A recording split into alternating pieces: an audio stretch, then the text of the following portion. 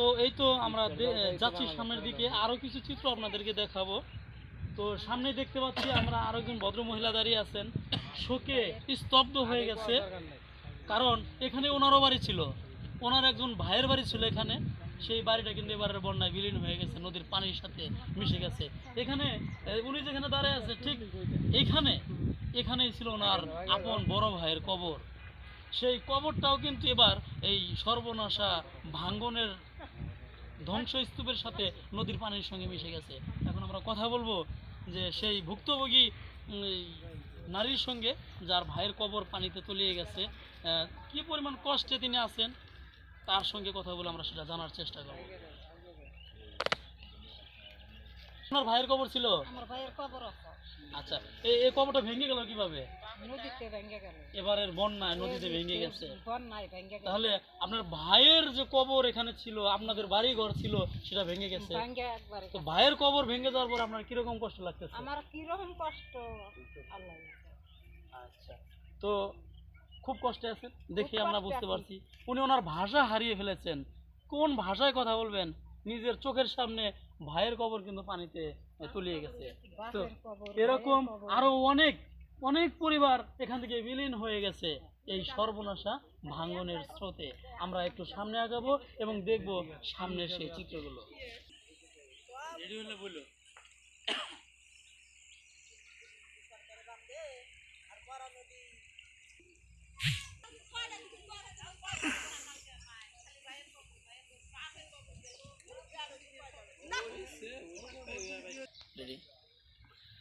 আচ্ছা, এই যে ভাঙ্গনের সেই চিত্র, এখানে কিন্তু বাঁশের ঝাড় ছিল, এখানে গাছগাছালি ছিল, সব কিছু কিন্তু এবার সেই বন্যায় নদী ভাঙ্গনের কবলে কিন্তু শেষ হয়ে গেছে। আমরা একটু আরো সামনে আগাবো। সামনে এখানেও অনেক পরিবারের বাড়ি ছিল, যেগুলো এবারের বন্যায় কিন্তু বিলীন হয়ে গেছে। এরকম এই দেখেন ভাঙ্গনের চিত্র, এখান থেকে এত উঁচু বন্যার যে ভাঙ্গনের যে সে ভয়াবহ চিত্র, কি পরিমাণ ভাঙ্গনে ক্ষতিগ্রস্ত হয়েছে মানুষ, চিত্র দেখলেই বোঝা যাবে। আমরা সামনে আগাচ্ছি। এই তো ঠিক এই জায়গাটাতেও কিন্তু একজন ভুক্তভোগীর বাড়ি ছিল, সেই বাড়িটি এবারের বন্যায় বিলীন হয়ে গেছে। আমরা দেখতেই পাচ্ছি এখানে থাকার ঘর ছিল, সেই ঘরটি কিন্তু ভেঙে গেছে। আমরা এই একটি ঘর ভেঙে যাওয়ার পরে তারা একটু পিছনে ঘরটাকে সরিয়ে কোনো মতে থাকার জায়গা করে নিয়েছে। আমরা এখন কথা বলবো এই বাড়ির যে ভুক্তভোগী, যারা ক্ষতিগ্রস্ত হয়েছে, ওই ভুক্তভোগী মালিকের সঙ্গে একটু কথা বলার চেষ্টা করবো আমরা। এখন আমি কথা বলবো এই যে এখানে যে যার বাড়িটি ছিল ভেঙে গেছে, সেই বাড়ির মালিকের সঙ্গে কথা বলবো। এই যে এখানে যে বাড়ি নিয়ে আছেন, এই বাড়িটা কি আপনার? জি। আচ্ছা, এই বাড়িটা কি, এই জায়গাটা কি আপনার নিজস্ব জায়গা নাকি? না, এটা জায়গাটা কিনে নেওয়া হয়েছে। যা কিছু টাকা পয়সা ছিল আমার এরই দিয়েই। আচ্ছা, মানে ওই অর্ধেক অংশ ভেঙে গেছে, আর এই যে জায়গাটুকু আছে ওইটার আপনার ঘরটা নিয়ে আসেন। হ্যাঁ, তাও ওই সাইডে বাঁশের চোখের তলায় আর কি আছে। আচ্ছা, এইখান থেকে যদি আপনার ঘর বাড়ি ভেঙে যায় তাহলে আপনার উপায় কি? আমার উপায় কি কোনো উপায় ছিল না। আর কোনো উপায় নাই। তো এই বন্যা কি প্রতি বছরই ভাঙে? প্রতি বছরই ভাঙে। তো অনেক কষ্ট, তাই না? আবাদি জমি জমা সব ভেঙে গেছে। সব গেছে চলে। আচ্ছা, তো আমরা ওনার কথা শুনেই বুঝতে পারছি উনি খুব কষ্টে আছেন। তো এখান থেকে যদি তার বাড়ি ঘর ভেঙে যায়, অন্য কোনো জায়গায় বাড়ি নেওয়ার মতো তার কোনো জায়গা জমি আর নাই। বাঁশের চোখের তলায় যায় থাকা না। তাহলে এখন আপনার এই সরকারের কাছে চাওয়া কি? এই নদীটা একটু কাজ করে দিলে আমাদের পক্ষে সুবিধা হয়, যাতে এই নদীটা না ভাঙে। যাতে না ভাঙে। আচ্ছা, সরকার যদি আপনাদের এটা থাকার একটা ভালো ব্যবস্থা করে দেয়, যে নদী যদি ভাঙন রোধ করে বা একটা বাঁধের ব্যবস্থা করে দেয়, আপনার খুশি? খুশি মানে আমরা আলহামদুলিল্লাহ, এটা আমাদের সবার জন্য খুশি। সুপ্রিয় ভিউয়ার্স, আমরা শুনলাম তার মুখ থেকে কথা যে উনি খুবই মানবতার কষ্টে জীবনযাপন করছে, আর সেই সাথে সরকারের ঊর্ধ্বতন মহলের সুদৃষ্টি কিন্তু কামনা করছেন উনি, যে যদি সরকারের একটা সুদৃষ্টি এখানে পড়ে, একটা ভালো ব্যবস্থা করে দেয়, তাহলে কিন্তু ওনারা খুব খুশি থাকবেন। আমরা আরেকটু সামনে আগাবো, দেখি সেখানকার। আমি তাও কিছু এখন আপনাদেরকে দেখাবো ভাঙনের কি যে একটা ভয়াবহ অবস্থা, এটা না দেখলে বোঝা যাবে না। এখানে একজন মানুষের বাড়ি ছিল, এই যে আমরা দেখতে পাচ্ছি গাছ, বড় বড় গাছগাছালি ছিল, সেগুলো কিন্তু ভেঙে গেছে এবারের বন্যায়। একটা দেশের ভারসাম্য টিকিয়ে রাখার জন্য যে বনায়নটা প্রয়োজন, যেখানে মানুষের বাড়ি ঘরই টিকতেছে না, বাড়ি ঘরই ভেঙে যাচ্ছে বন্যার কবলে, সেখানে আর বনায়ন কিভাবে থাকে তার আমরা স্পষ্ট নিদর্শন কিন্তু দেখতে পাচ্ছি। বড় বড় আম গাছ, কাঁঠাল গাছ, সেই গাছগুলো কিন্তু এখানে এই নদীর ভাঙ্গনে কিন্তু নদীতে এই চলে গেছে। আর এখানে সামনে অনেক জায়গা ছিল, অনেক বাড়িঘর ছিল, এগুলোও কিন্তু ঠিক এই বন্যায় ক্ষতিগ্রস্ত হয়েছে, বন্যায় বিনষ্ট হয়ে গেছে। তো এখন আমরা আরো একটু কথা বলবো। এই যে ভাঙ্গন কবলিত যে জায়গাটা আমি যখন দাঁড়িয়ে আছি, এখানে একজন মানুষের বাড়ি ছিল। এখন আমি যে জায়গাটাতে দাঁড়িয়ে আছি, এখানেও একজন মানুষের বাড়ি ছিল। উনিও ঠিক অন্য অন্য মানুষের মতো নিরুপায় হয়ে এই বাড়িটা একটু পিছনে অন্যের জমিতে কিন্তু সেটা ওই জায়গা করে আপাতত থাকার চেষ্টা। একটা বিষয় উল্লেখ করি, এই তো সামনে এখানে কিন্তু এই গ্রামের একটি মসজিদ ছিল এখানে। সেই মসজিদ ঘরটিও কিন্তু এবারের বন্যায় এই নদীতে বিলীন হয়ে গেছে। আমি একটু কথা বলবো ওই এবারের যে ভুক্তভোগী মালিক, ওনার সঙ্গে একটু কথা বলার চেষ্টা করব যে আসলে উনি কি পরিমাণ কষ্টে আছেন আর ওনার কি পরিমাণ ক্ষয়ক্ষতি হয়েছে সেটা আমরা এখন তার মুখ থেকে শুনবো এবং তার কাছে জানার চেষ্টা করব। এখন আমি কথা বলবো এই ভুক্তভোগী লোকটির সঙ্গে, যার বাড়ি কিন্তু এখানে ছিল।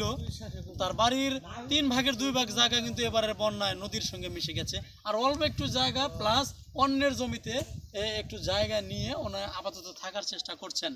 আমি ওনার সঙ্গে কথা বলবো যে এই বাড়িটি কি আপনার? এই বাড়িটা আমার। আপনার বাড়ি কি এখানেই ছিল না সামনে ছিল? সামনেই ছিল, এই 2-4-5 শতক জমি ছিল, বাইঙ্গা বেশি নিয়ে গেছে, একটুকা খালি আমি মানে আপনি বলতে চাচ্ছেন যে সামনের যে জায়গাটুকু ছিল এখানে আপনার বাড়ি ছিল? ছিল।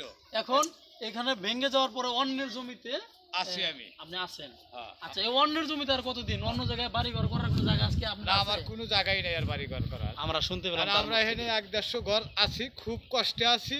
তারপরেও মনে করেন যে একটা মসজিদ করছিলাম, সেটাও নদীতে ভাঙ্গা নিয়ে এখানেই গেছে। মসজিদ ছিল? এখানেই মসজিদ ছিল, সব ভাঙ্গা চুরে নিয়ে গেছে। আমাকে একটু থাকার মতো সরকারে জায়গা করে দিলে, নদীটা একটু বাদ দিয়ে দিলে আমরা খুব আরাম মতো এখন যেভাবে আছেন এভাবেই থাকতে চান মরার আগ পর্যন্ত? আমরা এইভাবে একটু থাকতে চাই মরার আগ পর্যন্ত। হ্যাঁ, যেটুকু viewers, আছে এটুকু আমরা আউজিয়া থাকতে চাই। আমরা জানলাম জন্মের পর থেকেই আমরা খুব ওনারা কষ্টে আছি। একসাথে আছেন এই গ্রামের মানুষ, একে অপরের সঙ্গে মিলেমিশে। কিন্তু নদীর যে ভাঙ্গন, এতে করে ওনার মুখ থেকে শুনতে পাচ্ছি আর একসঙ্গে থাকার সেরকম কোনো আশা থাকতে চান। এখন সরকারের কাছে আপনার চাওয়া কি? সরকারের কাছে আমাকে এইটুকুই আবেদন যে আমাকে এইটুকুই যদি এখন খালি একটু বাদ দিয়ে দেয়, আমাকে একটু থাকার ব্যবস্থা করে দেয়, তা আমরা একটু সুখে থাকতে পারবো। মানে এই গ্রামেই থাকতে এই চান? গ্রামটা আমরা থাকতে চাই, এটাই আমরা চাই সরকারের সুপ্রিয় কাছে। ভিউয়ার্স, আমরা জানতে পারলাম এই গ্রামে একজন মানুষের সাথে আরেকজন মানুষের যে কি পরিমাণ মিল মহব্বত, সেটা কিন্তু ওনার কথাই আমরা ওনার জন্ম এখানেই আছেন এ পর্যন্ত এবং এখানেই থাকতে চান। তাহলে নদীর যে ভাঙ্গন, এই অবস্থা যদি চলতে থাকে, আমার তো মনে হয় ওনাদের আর একসঙ্গে থাকা হবে না।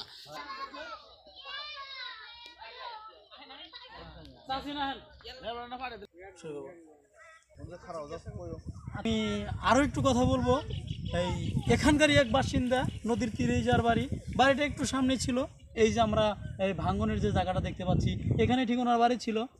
কিন্তু এই বন্যায় ভাঙ্গনের কবলে ওনার বাড়িঘর কিন্তু ভেঙে গেছে, যার স্পষ্ট নিদর্শন আমরা দেখতে পাচ্ছি। তার পাক ঘরটা এখনো এখানে আছে, ভেঙে আছে, একেবারে জীর্ণ শীর্ণ একটা সোলার ঘর, সেটা কিন্তু এখনো আছে।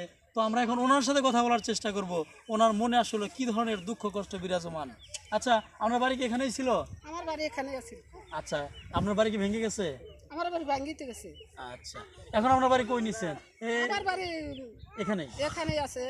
এখন যে জায়গার মধ্যে আপনি আছেন, ওটা কি আপনার জমি না অন্যের জমি? না, অন্যের জমি। অন্যের জমিতে আপাতত থাকার চেষ্টা করছে। করছি। যে আসলে কতদিন থাকতে পারবেন সেটাও কিন্তু বলা যাবে না। মানুষের জায়গায় কয়েকদিন থাকবার দিব আমারে। আচ্ছা, তো এই আপনার যে ঘর বাড়ি ভেঙে গেছে, আপনি কি কোনো সাহায্য সহযোগিতা পান? না, আমার কেরা দিব? যা অল্প কিছু পান সেটা দিয়ে আপনার সংসার চলে না? চলে না। আচ্ছা, আমরা দেখতেই পাচ্ছি ওনার স্বামী ছিল, স্বামী মারা গেছে। তো নদীর তীরেই ছিল যার বাড়ি, সেই শেষ সম্বল বাড়িটুকুও কিন্তু এবারের বন্যায় ভেঙে গেছে। তো আপনি সরকারের কাছে কি চান? এই নদী কি বেঁধে দিতে বলেন? আমার এই নদী বেঁধে জানাবো না, আমরা কোথায় দাঁড়াবো? ও আচ্ছা, এখান থেকে অন্য কোনো জায়গায় বাড়ি নেওয়ার কোনো জায়গা আপনার জায়গা নাই? নাই। আমরা দেখতে পেলাম, আমরা শুনতে পেলাম ওনার এখান থেকে অন্য জায়গায় বাড়ি নেওয়ার মতো কোনো জায়গা নেই। আমরা এখন আরো একটু কথা বলবো এই ভুক্তভোগী ওনার সাথে। এইখানে আপনার বাড়ি তো এখানেই, তাই না? আচ্ছা, আপনার বাড়ি তো এখানে, কিন্তু আপনার বাড়ি তো এখানেই ছিল, এই পাশেই ছিল। পাশে নদীতে রয়েছে। এবার কি ভেঙে গেছে বন্যায়? ভেঙে গেছে না, এটা তো বেশিরভাগের বিশেষ প্রয়োজন এটা। বিশেষ প্রয়োজন। আচ্ছা, এখান থেকে যে বাড়ি ঘর ভেঙে গেছে, আপনার কি অন্য জায়গায় বাড়ি নেওয়ার মতো কোনো জায়গা আছে? জায়গা নাই, জায়গা নেই। জায়গা নাই। তাহলে আমরা দেখতে পাচ্ছি একেবারে নিরুপায় একজন মানুষ। ওনাকে দেখলেই যাচ্ছে যে উনি কতটা কষ্টে আছেন। তো এখান থেকে ভেঙে গেলে বাড়ি নেওয়ার জায়গা নাই, তাহলে আপনি সরকারের কাছে কি চান? ব্যবস্থা করে দেওয়া লাগবে। এই নদী কি বেঁধে দিতে বলেন? নদীতে বেরিবাদ দিলে আমাদের সবচেয়ে বেশি ভালো হবে। ওই গ্রামে আপনি থাকতে চান সবার সঙ্গে মিলে সবাই মিলে মিশে থাকা, এটাই তো সব। আমরা আগে যে সামনে দেখাচ্ছি, এটা পুরোটাই কিন্তু এবারের নদীর ভাঙ্গন। প্রতি বছরই যেখানে ভাঙ্গে, কিন্তু এবারের যে ভাঙ্গনের চিত্রটা সেটা ছিল অনেক অনেক বেশি। এবারে অনেক অন্য জায়গায় অন্যের জমিতে নিরাশ্রয় হয়ে